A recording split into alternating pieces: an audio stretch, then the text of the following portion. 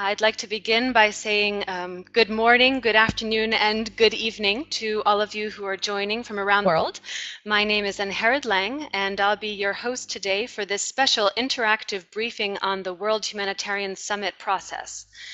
Now, as the only global and sector-wide association of individuals engaged in humanitarian action, the International Association of Professionals in Humanitarian Assistance and Protection, PHAP for short, has a mission to enhance the capacity of the humanitarian sector through professional networking, information sharing, professional support, and training activities. With members based all over the world in all parts of the humanitarian sector, an important role for PHAP is to individual capacity in processes that can potentially have an important impact on the future of humanitarian action. In this way, valuable perspectives and lessons learned from humanitarian work may be better incorporated into critical policy and process discussions. We are therefore very happy to be able to offer this special opportunity today for individuals working in the humanitarian arena to gain an inside look at the activities and ambitions of the World Humanitarian Summit process, joined today by leaders of the summit process itself. I'm really personally delighted to see that we have such a large number of participants today. We had more than 250 people register for today's event, and I can see through my statistics window here that we have people joining now from all over the world on all continents. It's very exciting. We can send out some statistics after the event, but it's great to see such enthusiasm and active participation from everywhere across the globe. So I'm going to quickly now run through some brief tips on how to use the online event platform that we're all participating in today, and then I'll introduce our special guests. Okay, so first of all, using the chat, I can see from the very active chat that most of you need no introduction to this standard feature, but just to make sure everyone is aware, in the bottom left-hand corner of your screen, you should see a small chat window. And it's a standard chat function. Just write your message and click send. You'll find that there's just one chat room. So in this particular platform, we don't do private chat. So everything you type in there will be visible to everyone else who's participating in the event. What is not so standard, and for me very exciting about the chat feature in this particular platform, is the simultaneous translation feature of the chat, and we're pretty excited to be trying this out with all of you today. The way this works is you'll see in the chat window there's a word translate at the top. And what we recommend for everyone to do, so everyone who's in the event today, to click on the word translate and choose the language in which you would like to see the chat. So for my case, I would click translate and I would choose English. And then no matter what language people type into the chat, on my end, I will see that instantaneously translated into English. And you can do the same thing on your end with French and with, I think it's 25 or 30 other languages. So very excited to try this out and to hear what all of you think about the feature after the event, if you have time to fill out the event survey. Now, asking a question on air. We've been encouraging everyone, both in the registration form, also by email before the event, and also very much encouraging you during the event in the chat to pose specific questions that you would like to have the speakers address. We'll try to get to as many as we can during the event today, but anything that we're not able to address, we'll make sure is followed up afterwards. If you are asked to pose your question on the air, that is to come actually live online and ask your question via the two-way audio, you will see an invitation dialog box appear on your screen. It's important then that you click yes, that you do accept to use your voice over IP feature. You'll then see a send box appear asking about your Adobe Flash Player settings. Important that you click allow. And this will enable us to bring you in live into the event so that you can ask your question.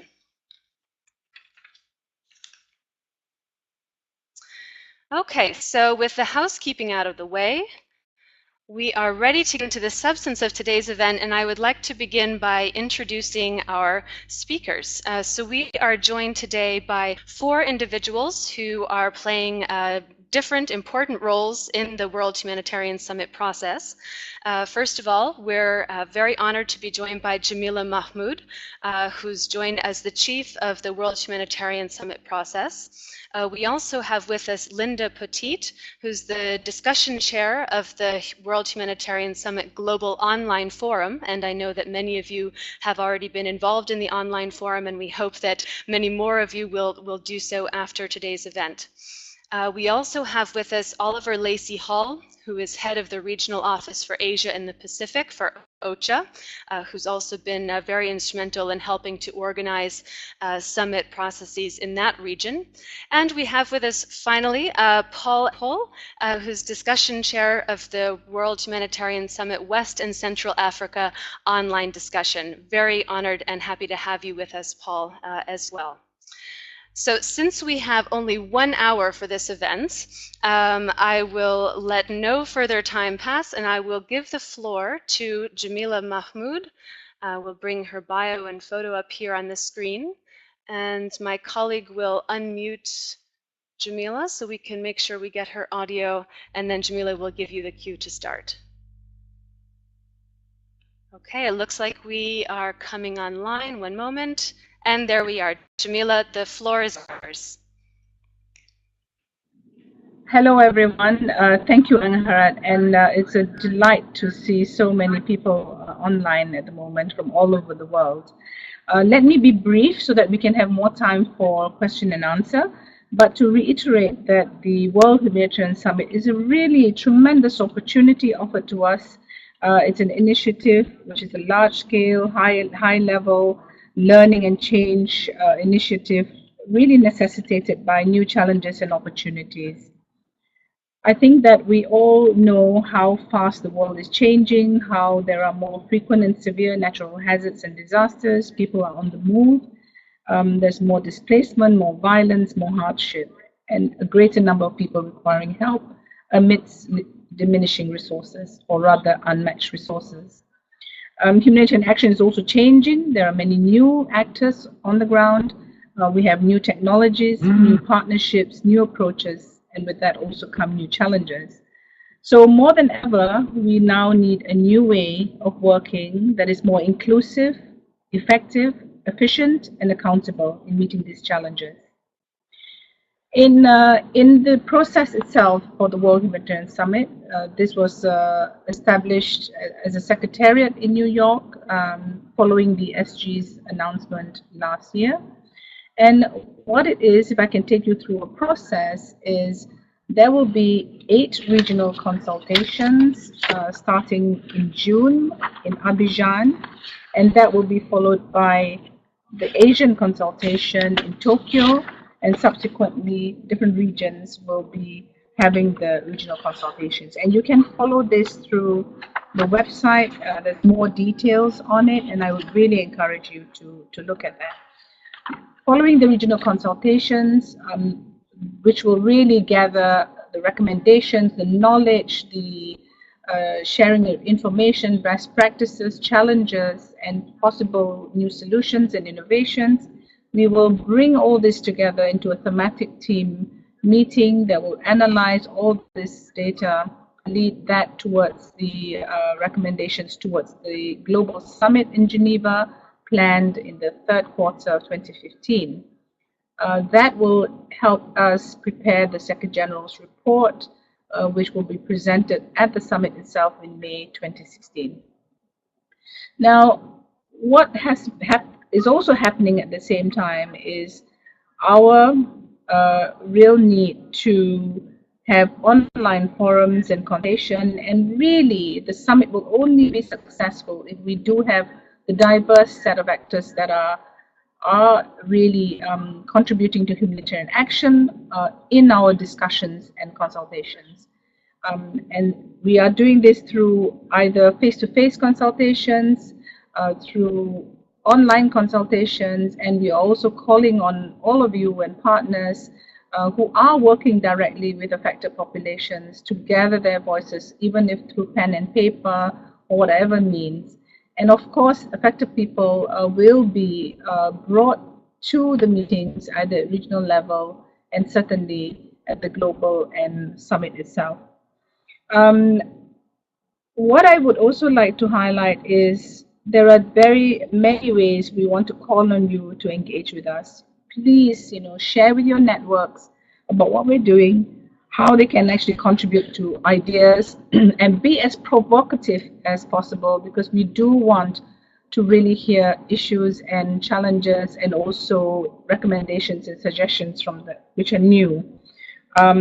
So amplify, through your social media networks and through your partners. Post to us your ideas on how you want your own initiatives, your own consultations to make this more inclusive and more robust. Try to get video messages, media campaigns, whatever contests. We are open to working with you, and please use the World Humanitarian Summit as your own platform.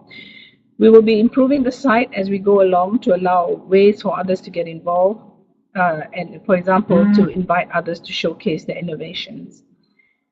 What do we expect from the World Humanitarian Summit? I think that in the process leading towards the summit, we hope to have more partnerships, more collaborations during the process. We want to be able to develop and highlight new ideas and innovations. We want to really come up with clear recommendations for various stakeholders. And at the end of it, the summit process itself, we want to have a declaration of commitment and follow-up action. We also hope that the summit process will be also allowing innovations and best practices to be showcased, and the summit itself to be a launch pad for some very important and innovative initiatives that are going on around the world. One of the concerns that I've been hearing is, on humanitarian action, principled humanitarian action, and I think this is a great way for us to really have that discussion in terms of what does humanitarian action and principles mean to the common person, not the so-called traditional humanitarian actor. How do people in civil society, affected people, community organizations express humanitarianism? We call on you to gather these voices and really have a narrative that's really based on the realities on the ground, on real stories, and on a narration that people can understand, and not just the usual humanitarian speak that many of us are tempted to fall into most of the time. So I'm going to leave you with that so that we can open up the floor for discussion. And I know that Oliver and Paul will cover the regional consultations, and you'll get much more in-depth understanding on how those are set up from them. So thank you very much, everyone. Over. Jemilah, thank you. Excellent. Thank you. Thank you very much. I think we have, yep, so we've taken you off the air now. And I really want to thank you for those great introductory comments and explanations about the process. And now I think we will bring in Linda Poteat to speak with us a bit more about the online consultation elements of the summit process, how that's been going so far, some highlights from the consultations that have already started taking place in 2 different regions, but also at the global level. So Linda, let me make sure that we can bring you here. Can you hear me? Okay, Linda, we should have you on the line. Excellent. You come through loud and clear. Floor is yours. Okay, super. Thanks very much. And thanks once again for this opportunity to talk to folks about what we're trying to do. And as Dr. Mahmood mentioned, there will be 8 regional consultations that lead up to global consultation that will be feeding into the World Humanitarian Summit in 2016. And we want to make sure that as many voices as possible are in the mix as we try to determine priorities for the humanitarian community going forward. And since we can't speak with everyone everywhere, we're trying to figure out ways to make sure that people wherever they're working can contribute to the conversations that we're having. And it's extremely important that everyone participate, because we need to make sure that that the voices that are in the mix are not just the voices that are sitting in Geneva or London or Brussels or Washington, but are the folks who are doing a lot of the frontline work, which is the most difficult and where things change most quickly. So it's really important that we be soliciting new ideas, suggestions from folks at the field level. And as Jemilah said, we want to make sure that people should feel comfortable in being provocative and sort of posing the difficult questions, because those are often the ones that one avoids. So this is a safe space for people to bring up some of these issues, share them, encourage some of their colleagues to also join the conversation. And one of the things that's important to know when you sign up to participate on the online forum, you can either comment as an individual person, you can comment as a representative of your organization, or you can comment anonymously. So if there's something that you want to raise but you're afraid, you're not sure that you want everyone around you to know that you're raising that issue, there's a way of doing that. And it's really important that people be able to feel comfortable in putting all the ideas out there. So we're discussing 4 main themes: so humanitarian effectiveness, reducing vulnerability, transformation through innovation, and serving people in conflict. Those are the questions right now are set up in a very broad way, and as we get into more details and as people are coming up with particular issues, we'll be able to narrow down some of the aspects of those very broad themes. And in addition to the 4 themes, we've also included a kind of blue sky question, which asks people what they want to see in 20 years. What should the humanitarian landscape look like in 20 years in the region where you're working, or if you're at a headquarters level? Is it going to be the same shape? Should it be different? What should the priorities be? And so it's really important, as always, it's really important folks contribute to that and really kind of, instead of doing things the same way, really kind of put on your thinking cap and do some visioning for the future. And so far on that question, we've gotten some really interesting input on local capacities. How can we support and develop the capacities that are already there, that have better understandings of the cultural context than many people who would be coming in from the outside. And we need to sort of, delve deeper into that question. What are the challenges? What are the different methods of doing this? What is it that people really want to see? What kind of expertise can be brought to the table? There have also been some really interesting conversations across the forum on risk analysis, the need for better risk analysis and how do you do that, and one size doesn't fit all. Also looking at how we could do better needs assessment. There's a lot of really interesting conversations that are going on, but at the moment it's a fairly small group of people who are having this conversation, and we want to make sure that folks outside that small group are do feel like they can come on and have that conversation. There are translation. There's ways of doing translation on the website, so people shouldn't feel that they could only speak English on the site. And certainly in the regional consultations, our moderators and the chairs speak different languages that are particular to that region, so folks should feel comfortable posting in the language that they're most comfortable in. And at the global level, the moderators and myself, we all have a range of language skills as well, so no one should feel constrained to only posting in English. And if you have a look at the West and Central Africa regional forum, you'll notice that there's quite a lot of conversations going on in French as well. So again, I don't want to take too much time because I want us to have as much time as possible for questions, but I just wanted to leave you all with, this is really our opportunity to look at emerging issues. How do we bring the humanitarian response community into the 21st century? And so let's look at some of the difficult questions, like how do we adapt humanitarian response to urban settings? We've even had someone post about the use of unmanned aerial devices and humanitarian response. So some really interesting things that we do need to think about. So we welcome your questions, we welcome your suggestions. Feel free to be provocative. Of course, we want everything to be as constructive as possible. But we're really looking forward to hearing from everybody and trying to sort of figure out a way of putting all of these ideas together into a plan for our entire community. So, thanks. Thank you so much, Lynn. And we actually have a question coming in right now that I think would be perfect as a follow-up to you, if you don't mind launching into that right away. So we have a question coming in from Philip.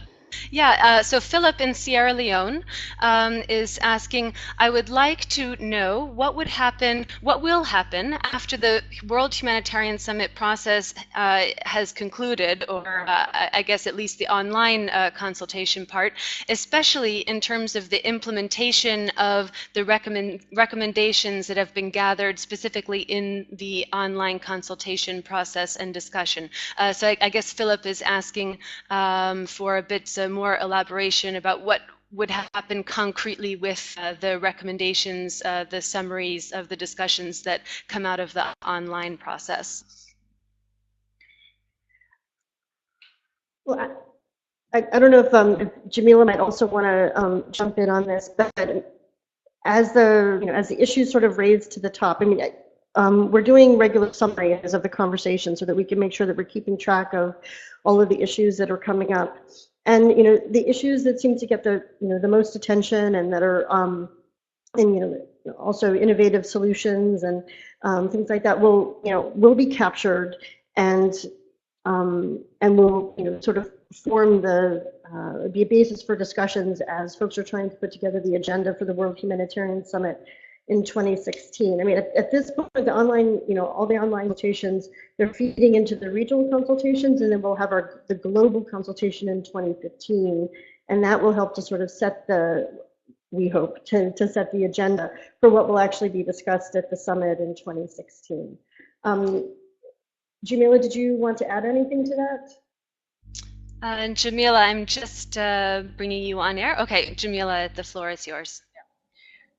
Okay, very briefly, you have all these online consultations and information gathered, and we have actually 4 thematic team coordinators, and they themselves have teams of experts who are working with them. What they will do is actually analyze all this information and try to see where they might fit into the 4 thematic areas. And those that don't fit but seem to be recurring issues will be, we have a kind of almost like a parking lot thematic area where we will look at issues that may not be in the broad categories but may be important. And also, just to remind all of us that, even though they're in 4 thematic teams, you will see there are great linkages among each of the themes. So, so there is a process, and there are teams just waiting to receive these online discussions and analyze them and use these very useful contributions. If I can just, rather than typing out, Anne-Marie asked the question on, how do you get not the usual suspects around the table? And this is precisely what the World Humanitarian Summit is about. It's about also getting people who are not the usual suspects. And this is why the outreach through the regional consultations, through civil society engagements, especially from the countries in the Global South, is really vital. And you'll be surprised to know that even in our online discussions now, we're actually seeing many more voices from the Global South who are actually, being very active online. So we feel that, it's a process. I think we will get there. We do have a lot of enthusiasm generated, particularly from, so-called Global South countries, and our outreach is extremely important. And this is where we need help. You need to also help us reach out to those people who are not really around the table most of the time. Over. Excellent. Thank you very much, Jemilah. We're going to keep you on the line, and Linda, you're also live still for the time being. We have one more question I'd like to bring in live before we go to our next guest speaker. I believe we have Soren ready to come on the line. Let's see, from Nairobi. I'll just bring him on. Thanks. This is Soren Ambrose from ACNAID International in Nairobi. I wanted to ask, when we talk about a summit, it usually implies a political process. So I'm wondering about governmental involvement, speaking of the usual suspects. Will we see at the summit itself or somewhere in the process participation by relevant ministries or even heads of state at the summit itself? Thanks. Okay, thank you, Soren. And if you don't mind taking your question off the air, I'll bring Jemilah in. And Jemilah, you should be live now to answer if you wouldn't mind taking that question. Hello. Yes, this process is a non-intergovernmental process, which means that there will be all stakeholders in the humanitarian situation present. This must include government, of course, but equally there will be civil society groups, there will be academia, there will be private sector, and there will be affected populations. Okay. Thank you very much. So I think now we should move on to our next guest speaker. So as I mentioned in the beginning, we are pleased to have with us today Oliver Lacey-Hall, currently head of the Regional Office for Asia and the Pacific with OCHA. And I can see that Oliver's audio is just coming online. And we should be with you in one moment. Okay, Oliver, there you are. Okay, good. Many thanks. Thank you so much. Very happy to join this discussion today. Good evening from Bangkok. It's great to be with you. I'm going to cover a little bit of, the people are saying don't talk about process, but I'm going to cover a little bit of process and then some substance in the next 5 or so minutes. I mean, basically, just to start off, we're covering 16 countries in North and Southeast Asia with the consultation that will take place in Japan on the 23rd and 24th of July this year. We've been hard at work on this since February. The actual consultation itself is going to be relatively modest, with about 120 people attending that consultation. So the need to actually make use of the tools that we have available to broaden the consultative process is really important and really key, and I'll talk a little bit about that. We started off this process back in February, when we established a small steering group which consists of various constituencies who are involved in or supporting humanitarian action in this region. And since then we've done various bits and pieces. Right now we're at the point where we are holding a series of preparatory stakeholder dialogues and discussions, and we're using pretty much every means at our disposal to do that. We have discussions going on with, of course, the countries, the 16 countries that are involved, with the private sector, with the general public, through the regional discussion forum, which we really want to push messages on today, through consultations with affected communities, working closely with local and national community, civil society organizations, and of course with our traditional humanitarian partners in humanitarian country teams at country level in 12 out of the 16 countries that have those structures in place. I'll come back to that again in a second. We'll of course be analyzing the outcome of those discussions and preparing some documentation which will go into the summit consultation in July in Tokyo. I mean, I think just to sort of jump straight in, that there are these 4 themes which have been placed before us: humanitarian effectiveness, serving the needs of people in conflict, reducing vulnerability and managing risk, and transformation through innovation. And what we've tried to do here is through a fairly sort of broad consultative exercise, to try and think, well, what do these mean for these 16 countries, for the people who are working and living in these 16 countries? What pointers can we give on what we're thinking here in Asia about these things? And I think what it's boiled down to, through a consultative exercise and some fairly harsh prioritization that we have done together with various partners, is really under humanitarian effectiveness to look at two key areas. One is accountability, and less about traditional forms of accountability to donors and people who give us money, and more at really trying to look at this whole issue of how we improve the accountability to the people that we're providing our support and assistance to, and really putting a couple of key questions out there. Who's it most important that we're accountable to, and how do we do that? And secondly, a question, interestingly, for governments who receive funds: how can they improve the accountability for what they're receiving? And then sort of linked to that in a way, but slightly tangential, is this issue of changing national and regional requirements. When the current humanitarian system, if that's what you want to call it, was created 25 years ago, the world was a very different place to the place that it is today. So some really key questions for us, I think, around, what is it that that governments, that people who are affected by disasters, by civil society is looking for in terms of humanitarian action, and where are we going on that, and how do we make that kind of that shift that we I think are finding fairly difficult to do. On serving the needs of people in conflict, I want to echo Jamilah's point, which is, there's a nervousness about the humanitarian principles coming under attack here. I think this is an opportunity. I think this summit is an opportunity for us to reinforce the very sensible humanitarian principles that I think everybody in peacetime agrees as being good. They've come under attack, of course, during conflicts. So in this issue of conflict, we really want to look at the issue of population displacement. Again, accountability is coming through very clearly. This whole issue of humanitarian access and the fact that it's becoming a lot more complicated, and blockages to humanitarian access are becoming much more sophisticated and joined up. And then really focusing in on protection issues, and how vulnerable people really are open to terrible abuses in situations of conflict. And then there are a couple of proposals in this paper, which of course you'll be able to see online at the end of this webinar.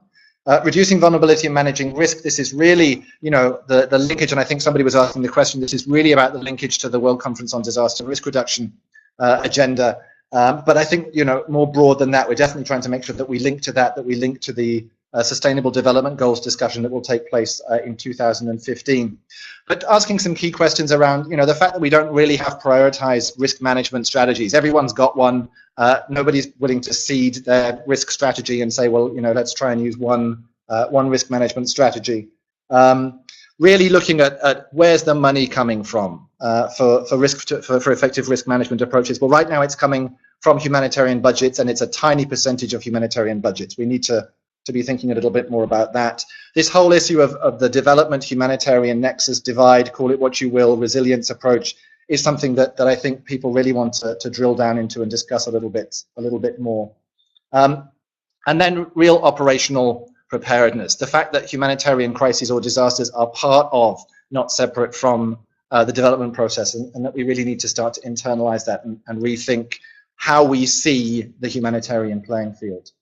I think on the transformation through innovation agenda, we're actually putting forward some bold proposals on this. We basically have been through a process of saying, what and where can innovation help to drive change in the humanitarian system, and not sort of small scale innovations, but really thinking about systemic change and sort of paradigmatic shift in how we do business. And then I think, definitely a need to look at the challenges that are out there to enhanced innovation. They're around money, they're around risk, and so on and so forth, and what potential solutions we might be able to find for those. So these are how we've sort of defined the challenges of interpreting these four areas. The papers, I believe, will be up on the World Humanitarian Summit website after this webinar. So I hope very much that you'll be able to have a look through those and maybe join us on the online consultation and give us your thoughts on that. I have a few key asks if there's time. I really feel as a slightly long in the tooth humanitarian that really this is a once in a generation chance to influence the way that humanitarian assistance is conducted at the international level and also at regional and national levels. So please, my ask is get involved with this process. It's great that we have so many people online. Get offline when you finish. Go to the website. Involve yourselves in the conversation and in the discussion. Get the word out. Use social media. Use Twitter. Use Facebook. It's important that we have, as many humanitarian professionals and also people who have been on the receiving end of humanitarian assistance involved in this discussion. And I think, there's a job for all of us to do in terms of advocating with partners the importance of this process and of this event. And I think the last thing I would say is that what some of the feedback we're getting here in Asia is, oh, this is a UN thing. Well, it's a thing that's being commissioned or asked for by the UN Secretary General. But in the same way that the humanitarian system is not owned by the UN, this process must not be owned by the UN. It needs to be a multi-stakeholder process. And so we need everybody to really involve themselves and to feel that they have a say and that they have a part in this process. That's probably quite enough for me. Thank you so much.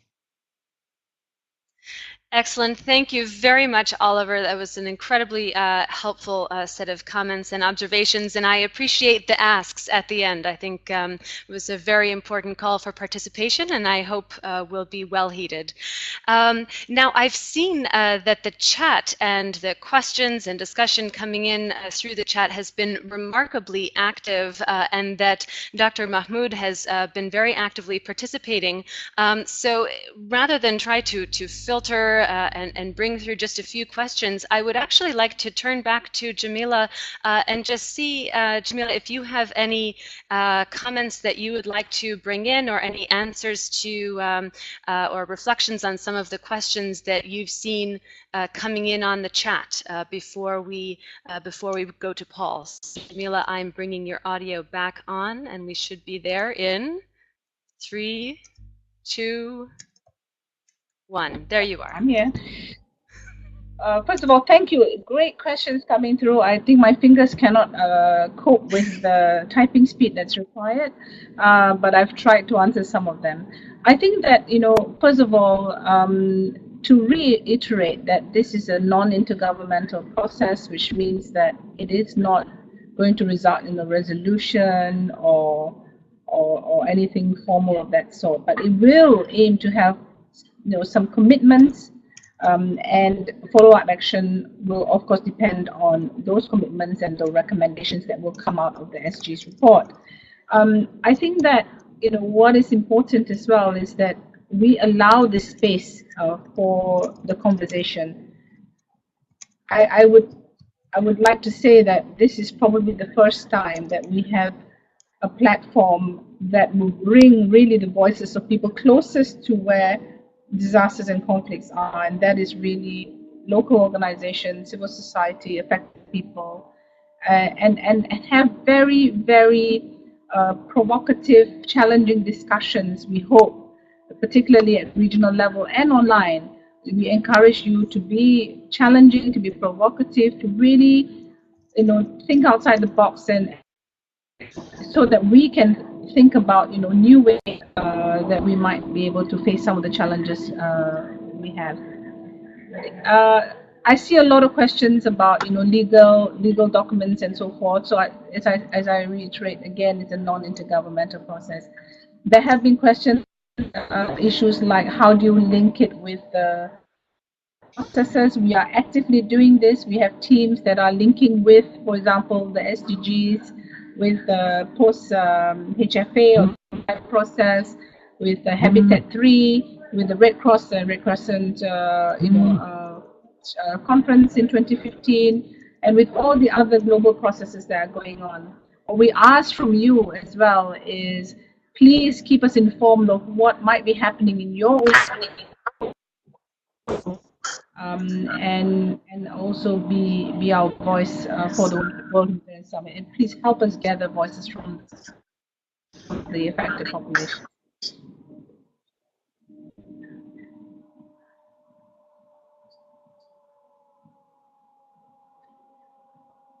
Over.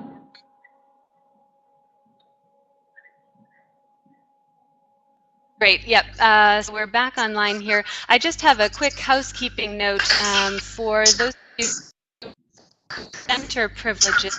If you could avoid clicking and changing the sizes of the screens, we find it's actually changing the screens for everyone, which makes it difficult for us to control who's going live and who's muted. So if you wouldn't mind just keeping the visual arrangement as it is, that would be greatly appreciated. So thank you very much, Jemilah. We actually have someone coming in on the line now from Cairo. I believe we have Rasha on the line who has a question to ask specifically regarding the follow-up of the summit. Hi, Rasha, you're live on air. Hi, how are you? Hi to everyone. Hi, Dr. Jemilah and all the presenters and speakers. I actually just posted a question on the chat, but I believe everybody else also was asking more or less the same question regarding what are the envisaged follow-up steps after the summit. And Jemilah, I think I'll give that to you. Yeah. Well, first of all, we have to allow the process to take place and the consultations to take place so that we see what might come out of this. As mentioned before, the Secretary General's report will actually have these recommendations submitted to the summit. What we envisage is there will be a set of Istanbul commitments, and that we will see, not just member states, but also, civil society, academia, private sector pledging to and agreeing to follow up on.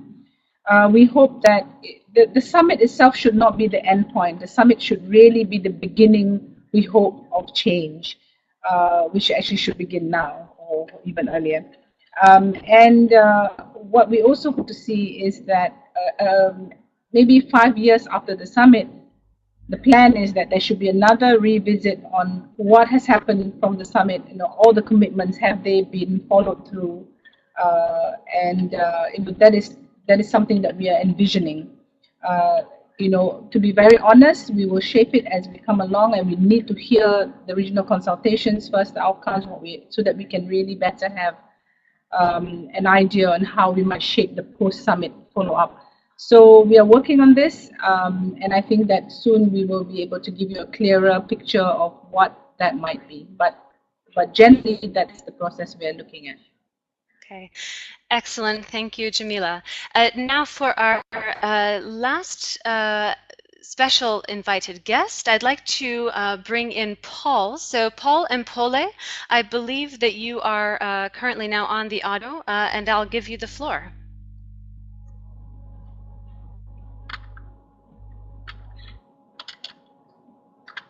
Paul, are you with us?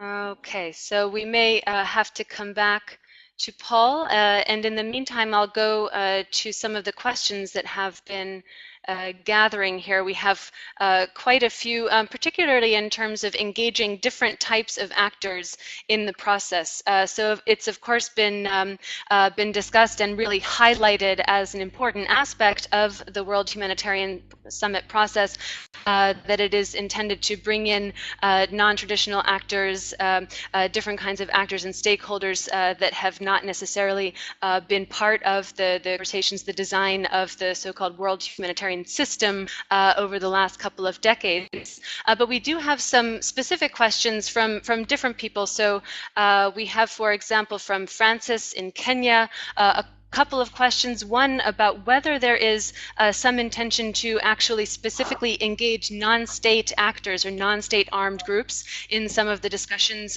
particularly regarding protection of civilians, but also potentially other related aspects. And then a second question, although related, about whether there is an intention to actually engage military actors in the discussion, particularly around some of the challenges of civ-mil collaboration, integrated missions. Then I'd like to bring in another question from Miriam Abu Hamdan, who's calling in from Switzerland. She is wondering specifically if there has been any feedback and what has been the feedback received from major Islamic charity organizations in the process to the World Humanitarian Summit so far. So with that set of questions, I think I'll first go to Jemilah, and then Jemilah will pass the mic to Paul, who is in the same room. So Jemilah, you are live. Hi. I have this headphone is passing between me and Paul. So let me answer the one on the Islamic NGOs. We are very fortunate that the Humanitarian Forum, led by Dr. Hani Albana, has actually been spearheading this, and in fact has begun national consultations starting in Bahrain and Qatar, and he will be doing the entire sort of Gulf and Muslim countries in that area, in the Middle East, really gathering voices of civil society and NGOs. So we're very excited about this, and I think all this input will be fed into our thematic areas, and I think it's a tremendous opportunity. So I'm passing my headphones now to Paul. Okay, he's here. Okay, great. Paul, you're very welcome. So Paul Empole is joining us. He is serving as the chair of the World Humanitarian Summit Online West and Central Africa Consultation, and we're very pleased to have him with us. Paul, it's over to you. Thank you, Elaine, and thank you everybody for covering this meeting and for the opportunity to give us to speak about the process and how it's going on in the Western and the Central African region. So the formal consultation took place from 19 to 20 of June this year, and it will be about 25 countries from those two parts of African continent. Actually, for the online consultation, everything is going very well. I think if you think about how the technology, every meeting by online is a new kind of meeting for the African countries and African people who are learning this kind of meeting. We start our consultation, online consultation, with 5 questions. Those questions are coming from the 5 thematic of the summit. First of all, the people was asking to answer to the first question, what is the most critical to ensure that the humanitarian action is meeting humanitarian needs in West and Central Africa? And the second question is about how can we make the international community focus more on reducing and managing risk in West and Central Africa. And the third question is what aspect of humanitarian action would most benefit from innovative approaches in West and Central Africa. The fourth one is what should humanitarian actors do differently to better meet the needs of people in conflict situations in the West and Central Africa. And the last one, what are the most vital overshading cost-cutting issues that should be included in this discussion? And from those questions, for the 2 or 3 first weeks, we actually trying to add additional question after the 2 weeks, and last week we add one more. It was the 6th question, and this 6th question is about what should the humanitarian landscape look like in West Africa in 20 years. The most important issues highlighted by the discussion are substance that first, discussion underlining that the importance of coordination to reinforce the effectiveness of the humanitarian action in the region. The second is the people underlined is about the prevention.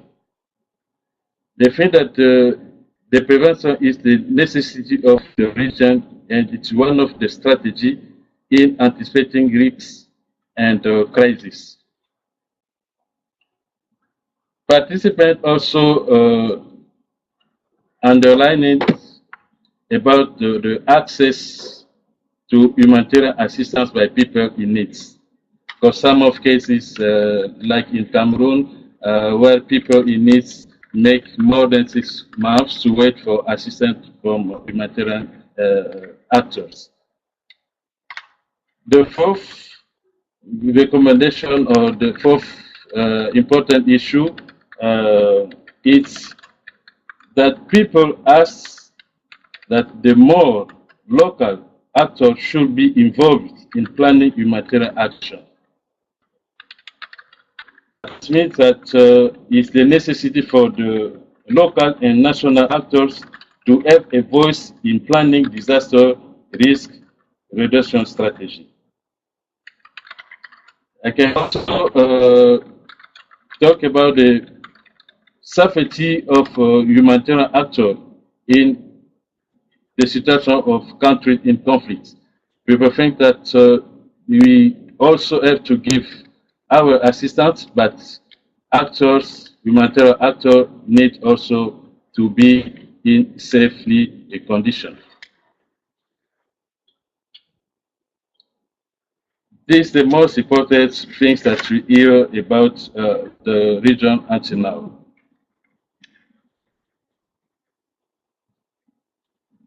So the next week we can go and post the three other questions, because we have 9 questions, and we posted actually 6.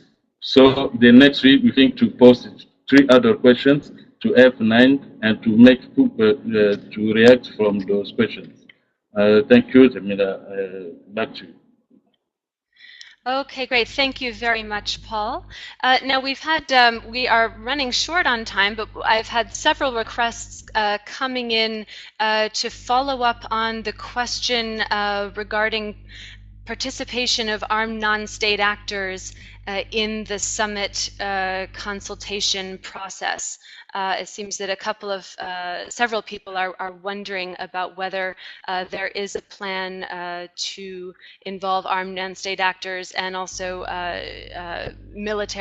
state military actors in the discussion in some way.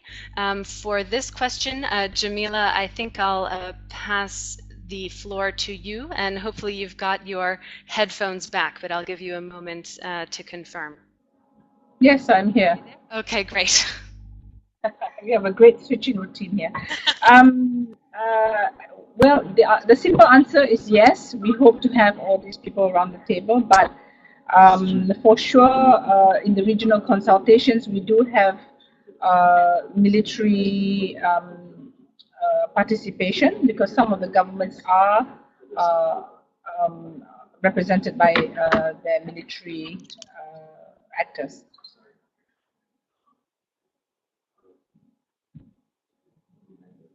Okay, great. Thank you, Jemilah. It sounds as though we have one more call-in question. We have time, thankfully, to bring in Clarence, who's calling in, I believe, from Brooklyn. Clarence, are you on the line?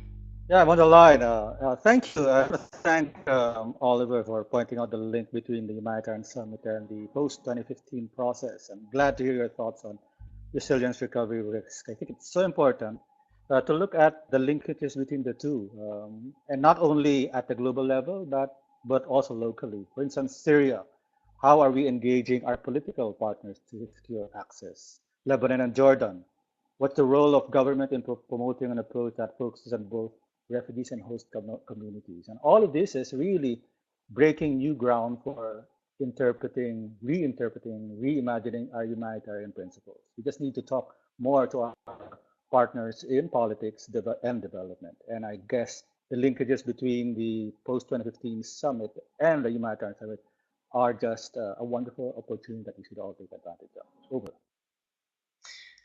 Okay, great. Thank you, Clarence, for that. And looking at the time, I think I'll actually take this opportunity to ask each of our 4 speakers to both address your comment, but also offer any wrap-up comments that they would like to provide for this event.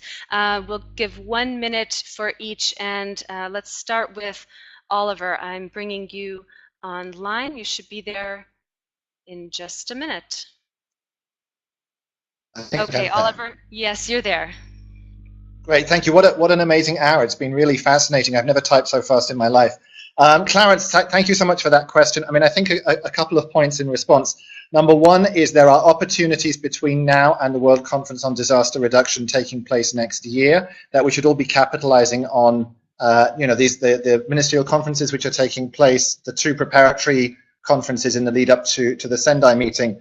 And certainly from the perspective of my own organization, we are pushing very hard that at Sendai there is a session that looks specifically at linking the outcomes of Sendai to what we take into the 2016 World Humanitarian Summit. I mean, the importance of getting these 2 processes synergized can't be sufficiently overemphasized, and I think it's the same with the Sustainable Development Goals. I completely agree with you. I think it's very difficult. I think the languages are problematic between these 2 groupings, but we must do our best to really make this leap that we've all talked about for I don't know how many years and yet somehow have not yet managed to achieve. So thank you for bringing this up.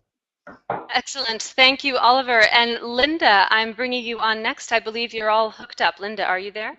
Yeah, sure, I'm here. Yes, and no, thanks to everybody for this very active conversation. I apologize I wasn't able to participate in the chat because there's some issue with my computer. But, you know, one of the things that I've noticed that people have been raising quite a bit is how do we make sure that our folks, you know, at the field level who may not have great connectivity, that they can be participating in the conversations as well. And that's what we really need, you know, the help of our NGO and UN and local government partners at the field level. If folks don't have access, please talk to them, gather their thoughts together, post them, share them with us so we can make sure that they're there. We need, you know, we need everybody to be helping everyone to make sure that all of the voices are, you know, a part of this very important conversation. So that would be my final thought.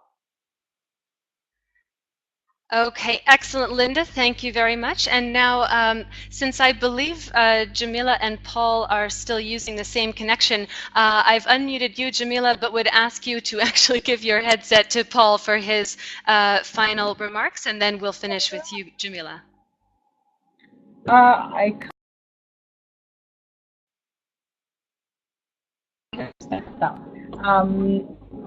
but first of all, hang on, is he here? Okay, Paul's here. Hold on a minute. Yeah, I didn't hear there is maybe action because my microphone is not working. I was trying to make sure that I hear nothing. No problem. No problem at all, Paul. It's just an opportunity for you to offer any very brief closing remarks, if you would like to, as we're getting to the end of the event. And then when you're finished, if you wouldn't mind giving the mic back to Jemilah. Okay, thank you. Can you speak more clearly into the microphone? Yeah. Thank you. I think that the process is going very well until now, but most of people in Central and West Africa, particularly Central Africa, think that the process, if it's really possible to know how the process will still open for them to put maybe some input after the formal consultation that is going to take place in June next month, and to make sure that every people in the region can make the effort on it. So what we like also to bring is to ask for people who are listening to us now to make sure to make their comments in the consultation for African, Central and Western African consultation online. We need their consultation, we need their comment, we need everything to just to make sure that they are involved in the consultation for our part in Africa. Thank you for everything. Thank you for covering this. Hello, I'm here. Ankara? Jemilah, and yes, and for your final comments. Okay, well, I see some people writing that their questions have not been answered, and I really can't keep track of the chat right now. So to Tariq specifically, I will look for the question and answer you later. But really to thank everyone for being here this morning, and also to really call out for your active participation. There have been questions on how people can actually help us gather voices of affected populations. I think there are many ways. I would really recommend you work within local civil society networks, have focus group discussions. There have been some really good discussions on the use of pen and paper actually being far better for many communities. We are working on trying to get a low bandwidth platform so that people with connectivity that's not as fast as New York can actually try to get online and share their views and join discussions. So again, thank you, and a real call out to all of you to please be on board the discussions, particularly join the thematic discussions as well as the regional consultations, so that we have your voices recorded. Great. Thank you very much, Jemilah. And that's it. I can't believe we've already reached the end of that hour. Oliver was correct. It's really one of the most active discussions personally I have ever seen in an online, which is very inspiring. So just a couple of notes for everybody, because there have been some questions about this. Yes, there will absolutely be a recording, so that will be made available after the event. We'll send you the information by email. And also, very importantly, there will be answers to the questions. So as all of you have seen, there has just been a flood of questions and comments coming in through the chat, and we received many also via email before and during the event that we simply haven't had the time to cover in this short hour. So the team, PHAP, working with the summit team in New York, will be pouring through all of this information and will ensure that we get answers to everyone, as this has really been an important opportunity for some back and forth. And so with that, I would like to bring this hour to a close, first of all, by thanking all of our guest speakers for their availability and for their valuable insight and information regarding the summit process. Speaking for myself, and I believe for many others, this has been very valuable for all of us involved, and really thank you again for being here with us today. I would also, of course, like to thank all of our participants for their interest, for their important questions and comments, and hope that you will continue to remain engaged and questioning and critical, because I think from PHAP's perspective, but also from that of the summit team, your critical engagement really is important to ensuring that the summit process has the value that it's meant to have. Finally, I would like to thank the team here at PHAP, as well as the summit in New York, for all of their hard work behind the scenes over the last weeks to make this event possible, and to point out, as you see the information on the slide in front of you on the screen, information about the World Humanitarian Summit is available at www.worldhumanitariansummit.org. You can also discuss on Twitter with hashtag WH Summit. And finally, from PHAP, the host organization, you can read more about us at www.phap.org, and you can also find our own discussions and summaries of the consultation processes on Twitter at PHAP Forum, PHAP Forum. So with that, thank you all once again, and I very much look forward to our next special event together. And in the meantime, this is Anne Herod Lang and the PHAP team signing off from Brussels. Goodbye.